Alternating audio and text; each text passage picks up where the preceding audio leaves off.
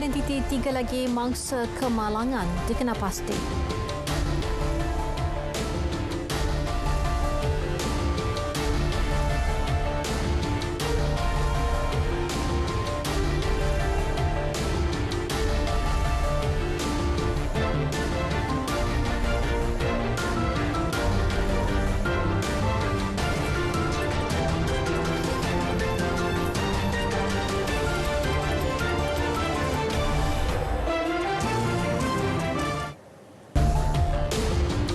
Assalamualaikum dan salam keluarga Malaysia. Anda bersama saya Miza Yusni Muhammad dalam Berita Tengah Malam.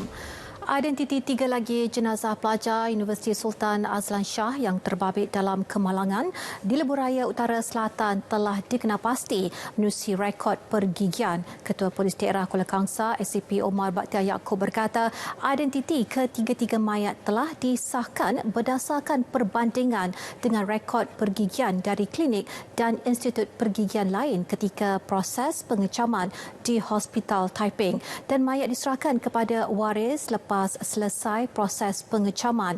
Rekod pergigian itu digunakan pihak forensik di Hospital Taiping berikutan keadaan mayat yang sukar dikenal pasti bagi proses pengecaman. Mereka ialah Muhammad Nasrun Aidul Munir Akbar, 22 tahun, yang memandu kereta ketika kejadian dan beralamat di Kuala Kubu Baru, Selangor, dan Muhammad Nabil Haikal Muhammad Faris, 19 tahun, penumpang tengah belakang yang beralamat di Bandar Baru Selayang, Selangor. Seorang lagi mangsa dikenal pasti ialah Iqbal Hasnun Halimi, 23 tahun, yang duduk di bahagian penumpang belakang kanan dan beralamat di Senai, Johor. Menggantung dan membatalkan lesen serta permit itu tindakan yang boleh dikenakan sekiranya hasil siasatan membuktikan pemandu lori terlibat nahas 5 pelajar maut melanggar Tata Amalan Industri Keselamatan dan Kesihatan Pekerjaan bagi aktiviti pengangkutan jalan 2010 ICOP.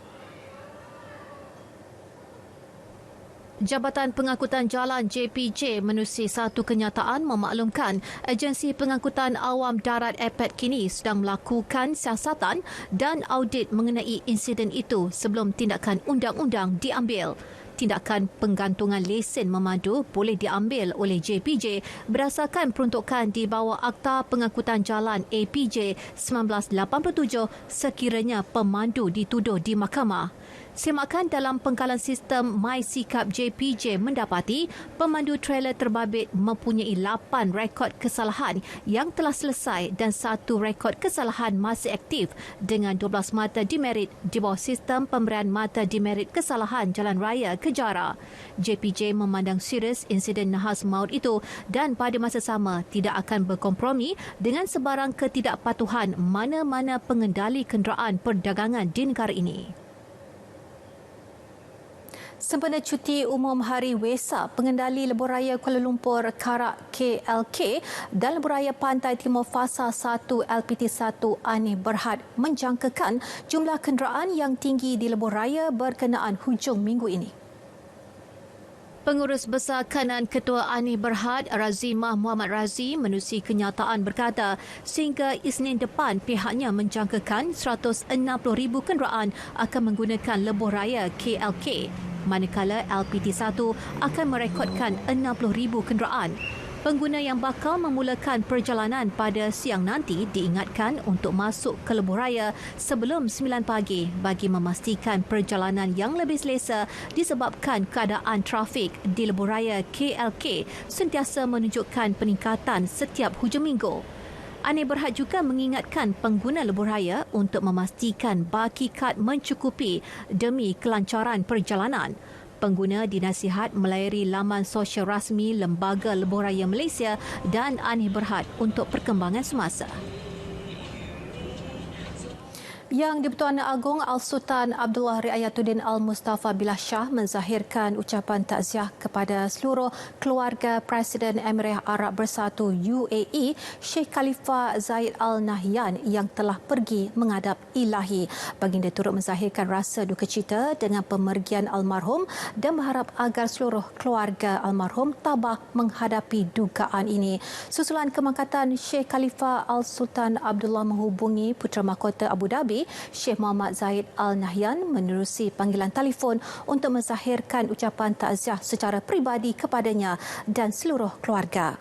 Seri Paduka Baginda dan Sheikh Muhammad merupakan rakan kolej di Akademik Tentera Diraja Sendas pada 1978 dan 1979 dan persahabatan akrab kedua-dua pemimpin kekal sehingga kini. Dan sehubungan itu, Al-Sultan Abdullah berkenan berangkat ke Abu Dhabi Ahad ini bersama ketua-ketua negara dan kerajaan lain untuk memberi penghormatan takhir kepada almarhum. Istiadat penghormatan takhir almarhum Sheikh Khalifa dijadualkan berlangsung selama 3 hari bermula siang nanti hingga Isnin.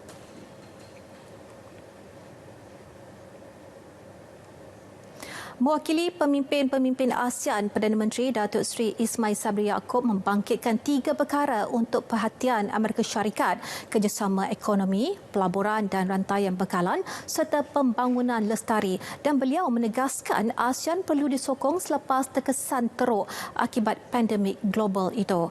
Hani Muhili melaporkan. Perkara tersebut diketengahkan dalam sesi tertutup bersama Majlis Perniagaan Amerika Syarikat ASEAN yang dihadiri Setiausaha Perdagangan Amerika Syarikat Gina Raimondo dan Wakil Perdagangan Catherine Tai. Amid this backdrop,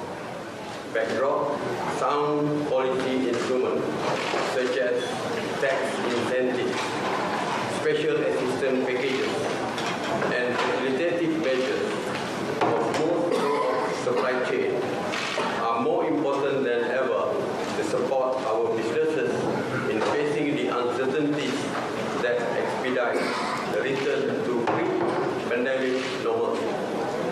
In this regard, ASEAN is committed to continue facilitating business operations in the region for the benefit of all. Tambahnya, peluang baharu ekonomi digital harus dieksploitasi selain memanfaatkan sepenuhnya Perjanjian Kerjasama Ekonomi Komprehensif Serantau RCEP. ASEAN sees that RCEP presents an important tool to invigorate businesses and economic activities through a marked reduction in barriers to trade across the region. Beyond improving the ways of doing business, RCEP will spark creation of new regional supply chain apart from strengthening existing networks. Amerika Syarikat adalah rakan kongsi penting bagi ASEAN yang menjadi pelabur langsung asing terbesar, malah merupakan rakan dagangan kedua terbesar dunia dengan perdagangan dua hala bernilai 308.9 bilion dolar Amerika pada 2020. Lebih 6,200 syarikat Amerika beroperasi di ASEAN. Majoritinya menggunakan rantau Asia Tenggara sebagai platform pengeluaran untuk mengeksport di rantau tersebut dan di rantau lain. ASEAN dan Amerika Syarikat memerlukan penglibatan yang lebih konstruktif sebagai jalan ke hadapan untuk perkongsian strategik demi manfaat bersama. Bagi tujuan itu, perlu ada rangka pelan tindakan yang boleh dilaksanakan, perkongsian yang boleh dipercayai dan dihormati dengan Amerika. Washington perlu memberi hala tuju jelas mengenai hubungan masa depannya dengan ASEAN, sebuah blok 10 negara Asia Tenggara. Kini, semua negara sedang mencari jalan untuk membina semula ekonomi mereka dan sidang kemuncak khas ini menyediakan peluang sedemikian apabila pemimpin ASEAN bertemu salah satu rakan dialog ASEAN terbesar Amerika Syarikat. Esok waktu tempatan, pertemuan 8 pemimpin ASEAN bersama Presiden dan Naib Presiden Amerika Syarikat berlangsung di Jabatan Negara Amerika Syarikat, Capitol Hill, Washington. Sidang kemuncak khas ini diadakan di tengah-tengah persaingan kuasa besar Amerika Syarikat, China dan Rusia, Ukraine. Justru terdapat beberapa pergerakan geopolitik selain bidang ekonomi. Persoalannya, bagaimana ASEAN harus berurusan dengan kuasa besar? Kumpulan itu perlu meneruskan pendirian tegasnya apabila berdepan dengan mereka. Hani Muhili, Washington. Sementara itu, Perdana Menteri turut berkesempatan menyertai pemimpin ASEAN lain di White House, Washington menghadiri majlis makan malam anjuran Presiden Joe Biden dan ia sempena sidang kemuncak khas Amerika Syarikat ASEAN yang diadakan untuk kali kedua sejak 2016. Setibanya di White House, kesemua pemimpin berkumpul untuk sesi bergambar. 8 negara termasuk Malaysia diwakili ketua kerajaan masing-masing. Filipina yang kini mengadakan pilihan raya umum diwakili oleh setiausaha luarnya Teodoro Locsin Jr. Manakala pemimpin junta Myanmar Min Aung Hlaing tidak dijemput. Sidang kemuncak khas kali ini seiring ulang tahun ke-45 hubungan dialog ASEAN dan Amerika Syarikat. Pentadbiran Biden meletakkan salah satu keutamaannya untuk berkhidmat sebagai rakan kongsi yang kukuh dan boleh dipercayai di Asia Tenggara. Pada sidang kemuncak ASEAN Amerika Syarikat yang diadakan secara maya pada Oktober tahun lalu, Biden mengumumkan $102 juta Amerika dalam inisiatif baru untuk mengembangkan penglibatannya dengan ASEAN. Siang nanti, kesemua pemimpin akan mengadakan perbincangan dengan Presiden Biden dan Naib Presiden Kamala Harris di Jabatan Negara Amerika Syarikat. Kenyataan wawasan bersama yang akan dikeluarkan pada akhir persidangan bakal menekankan komitmen dan aspirasi untuk meningkatkan perkongsian ASEAN Amerika Syarikat. Dalam perkembangan berkaitan Malaysia dan Jabatan Kastam dan juga Pelindungan Sempadan Amerika Syarikat USCBP bakal menjalin kerjasama strategik dalam usaha membenteras isu buruh paksa menerusi penubuhan satu jawatankuasa kerja. Menteri Sumber Manusia Datuk Seri M. Saravanan berkata jawatankuasa tersebut akan bertemu setiap 3 bulan dan memberi fokus kepada pertukaran maklumat termasuk merangka polisi menyokong inisiatif menghapuskan kegiatan tersebut. Beliau berkata USCBP juga dijangka mengadakan lawatan kerja ke Malaysia pada penghujung Mei ini dan menganjurkan bengkel bersama pemain industri. Datuk Seri M. Saravanan turut bertemu Timbalan Setiausaha Bahagian Biro Hal Ehwal Buruh Antarabangsa ILAB US Dole Tia Lee. US Dole pula bersetuju untuk berkongsi kepakaran dalam aspek perpindahan teknologi, bina upaya dan program perintis. Lawatan kerja kali ini membuka peluang kerjasama dua hala dalam menangani isu buruh paksa dan kanak-kanak.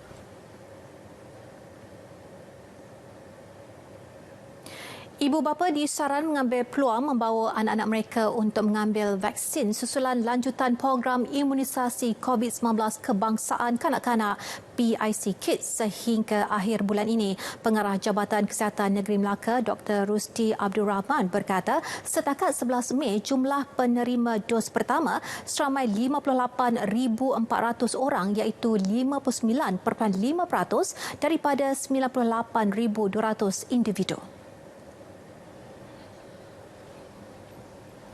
Manakala bagi dos kedua seramai 38,666 kanak-kanak bersamaan 39.4%. Selepas daripada 31 Mei tak ada lagi dah tuan-tuan dan puan-puan untuk tuan-tuan mendapatkan vaksin. Selepas daripada itu kalau tuan-tuan nak mestilah pergi ke klinik-klinik swasta dan tidak ada lagi Pfizer sebab Pfizer hanya dibekalkan oleh kerajaan. Di klinik swasta hanya ada Sinovac. Beliau berkata demikian pada sidang media di Aikro. Dalam pada itu, meskipun terdapat peningkatan kes COVID-19, hanya 2 kes sahaja yang berada di ICU. Ibu bapa turut dinasihatkan agar tidak terpedaya dengan promosi rawatan alternatif bagi menyembuhkan penyakit tangan, kaki dan mulut HFMD. Dan Pengarah Jabatan Kesihatan Negeri Pahang, Datuk Dr. Nur Azimi Yunus menerusi satu kenyataan menyebut mereka perlu mendapatkan khidmat nasihat yang sahih daripada pegawai perubatan dan anggota kesihatan. Menurutnya, kebiasaan jangkitan adalah ringan dan tiada rawatan khusus atau rawatan alternatif untuk merawat jangkitan HFMD. Rawatan diberikan hanya untuk mengurangkan gejala yang dialami pesakit. Justru itu, pesakit dinasihatkan untuk minum air bagi mengelakkan dehidrasi sepanjang tempoh jangkitan, mendapatkan rehat secukupnya dan mengamalkan pemakanan yang sihat serta seimbang. Trend kes HFMD pada minggu ini masih menunjukkan peningkatan. Sehingga semalam sebanyak 1,288 kes HFMD dilaporkan di Pahang dengan peningkatan sebanyak 6 kali ganda berbanding hanya 200 kes pada tempoh yang sama tahun lalu. Dengan sistem aplikasi MES 999, bantuan kecemasan kini lebih mudah. SafeMe 999 Polis menghubungkan seluruh rakyat Malaysia kepada pihak polis. SafeMe 999 Deaf untuk golongan kurang upaya pendengaran dan pertuturan. Dan SafeMe 999 Blind untuk golongan kurang upaya penglihatan. Muat turun secara percuma melalui telefon pintar anda. MES dan aplikasi 999 memudahkan panggilan kecemasan. Bertemu kembali. Keputusan sama ada Bank Negara akan menaikkan lagi kadar dasar semalaman OPR pada masa depan bergantung kepada momentum pertumbuhan semasa. Gubernur Bank Negara Tan Sri Nur Samsiah Muhammad Yunus menegaskan sebarang perubahan ke atas OPR dilakukan pada tempoh bersesuaian dan selepas kaji selidik menyeluruh. Jelas beliau, kenaikan OPR sebanyak 25 mata asas yang diumumkan Rabu lalu bagi mengelakkan kejutan dalam pasaran sekiranya ia dinaikkan secara mendadak pada masa hadapan. It's very important that we calibrate our monetary policy gradually now to avoid having to be aggressive down the road, which is the case in other central banks that are coming out from very low policy rates. So any adjustment, let me again reiterate what we had mentioned in the NPS, any adjustment would be measured and gradual to support a sustainable economic growth.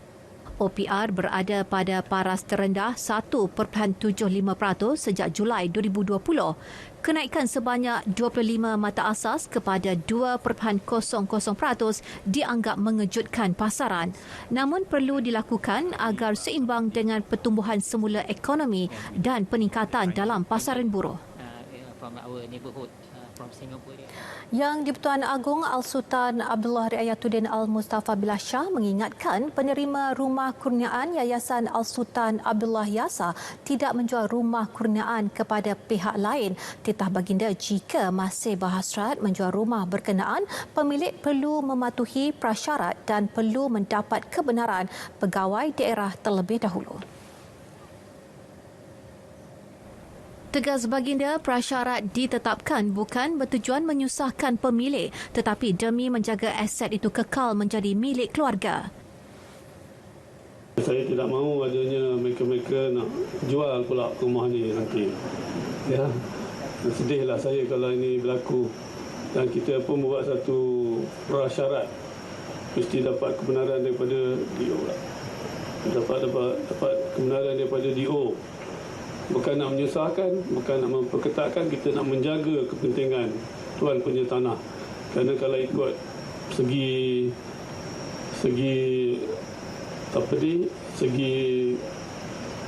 hutang piutang, tak ada hutang dah. Semua dah dibiayai. So, tinggal je. Tinggal di rumah sini, duduk baik-baik, jaga anak, jaga mak, jaga ayah.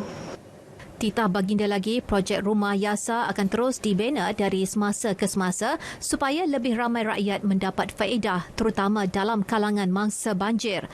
Baginda bertitah ketika menyerahkan kunci rumah kurniaan Yasa kepada penerima di Kampung Tanjung Putus, Kampung Temau, Kampung Ulu Sungai dan Kampung Sia di Raub Pahang. Rumah kurniaan Yasa bernilai RM100,000 mempunyai 3 bilik dan 3 bilik air serta dilengkapi perabot.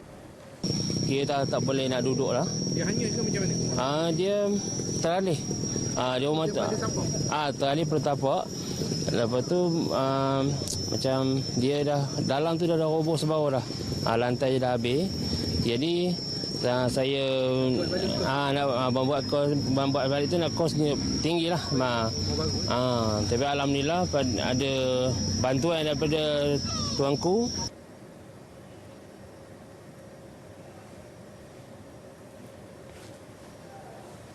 Sementara itu, Al-Sultan Abdullah dan pemangku Raja Pahang Tengku Hasanal Ibrahim Alamsyah berkenan berangkat ke jamuan Hari Raya Aidilfitri di Universiti Teknologi MARA UiTM Kampus Raub Pahang. Baginda berdua tiba di Dewan Titiwangsa, diiringi tetamu kehormat dan meninggalkan majlis sekitar jam 3.30 petang. Hadir sama Esko Negeri, Mufti Pahang serta Pegawai Kanan UiTM Pahang. Majlis itu dihadiri kira-kira 3,500 pengunjung termasuk pelajar UiTM. Majlis turut disurikan dengan persembahan tarian tradisional bertemakan Aidilfitri oleh murid-murid Sekolah Kebangsaan Gali serta iringan muzik dari Kombo Pejabat SUK Pahang. Seorang pemandu lori sambilan dihadapkan ke Mahkamah Session Petaling Jaya atas pertuduhan merompak seorang petugas media minggu lalu. Muhammad Qayyum Mazlan, 32 tahun, bagaimanapun mengaku tidak bersalah selepas pertuduhan terhadapnya dibacakan jurubahasa mahkamah di hadapan Hakim Jamaluddin Mat. Lelaki itu didakwa merompak sebuah beg dan wang tunai daripada mangsa Khairul Rizwan Azizan di Damansara Perdana 5 Mei lalu. Pertuduhan dibuat mengikut Seksyen 392 Kanun Keseksaan yang memperuntukkan hukuman penjara maksimum 14 tahun dan boleh dikenakan denda atau sebatan jika sabit kesalahan. Pendakwaan dikendalikan Timbalan Pendakwa Raya Nur Hashim Hashim manakala tertuduh diwakili Peguam Kailas Sharma. Mahkamah membenarkan tertuduh diikat jamin RM10,000 dengan seorang penjamin berserta pasport diserahkan kepada mahkamah. Hakim kemudian menetapkan 20 Juni ini bagi sebutan semula kes. Sebelum ini, satu rakaman video berdurasi 30 saat tular di media sosial memaparkan mangsa cuba mengejar dan menangkap suspek dalam insiden rompakan berkenaan. 3 individu cedera termasuk 2 kanak-kanak dalam kemalangan di kilometer 9.2 Lebuhraya Utara Selatan Hubungan Tengah Ilit di Subang.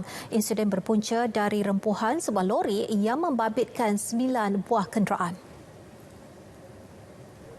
Menurut Timbalan Ketua Jabatan Siasatan dan Penguatkuasaan Trafik Selangor, DSP Ahmad Izzuddin Muhammad Johari, kejadian yang berlaku pukul 11.44 malam itu berpunca dari masalah brek lori terbabit. Lori membawa muatan getah beku dari Slim River tersebut terbabas dan merempuh 9 kenderaan yang berada di lorong tengah dan kanan lebuhraya. Akibat rempuhan, seorang kanak-kanak berusia 5 tahun cedera di bahagian kepala dan seorang lagi berusia 10 tahun patah paha kiri. Mangsa yang tersepit berjaya dikeluarkan oleh pasukan bomba dan penyelamat Subang Jaya dan telah dihantar ke Hospital Putrajaya. Kes disiasat di bawah Seksyen 42 Akta Pengangkutan Jalan 1987.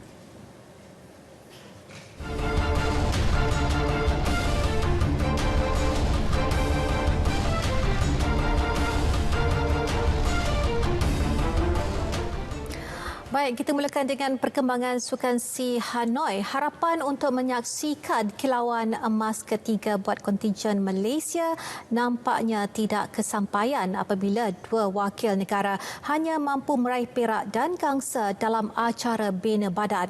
Dalam kategori 55 kg, Azri Asmat Safri terpaksa berpuas hati dengan pingat perak sementara Malvin Abdullah pula membawa pulang gangsa bagi acara 65 kg.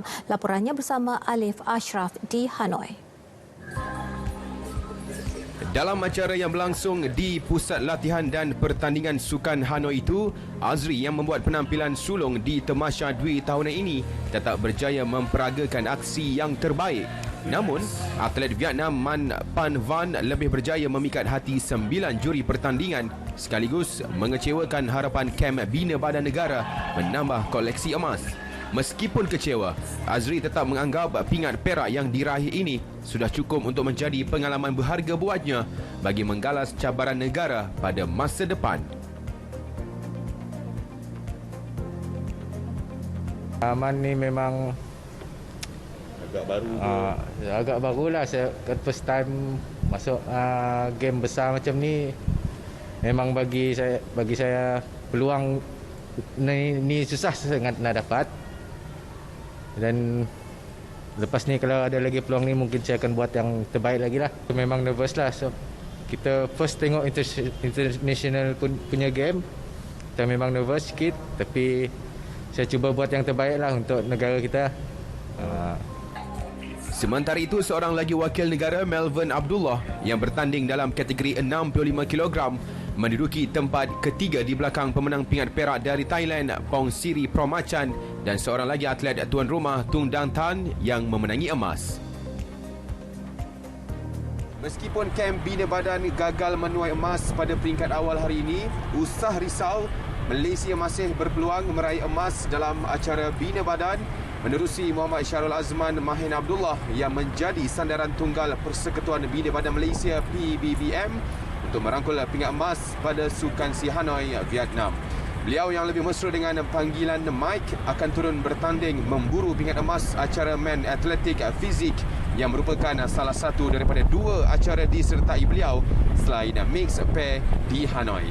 Alif Ashraf Kamanor bersama jurukamera Afizul Sailan di Hanoi, Vietnam untuk Berita RTM. Kejohanan terjun dunia FINA 2022 di Budapest pada Jun ini akan menjadi fokus seterusnya buat Ratu Terjun Negara Datuk Pandalela Rinong selepas aksi cemerlang pada Sukan Si Hanoi.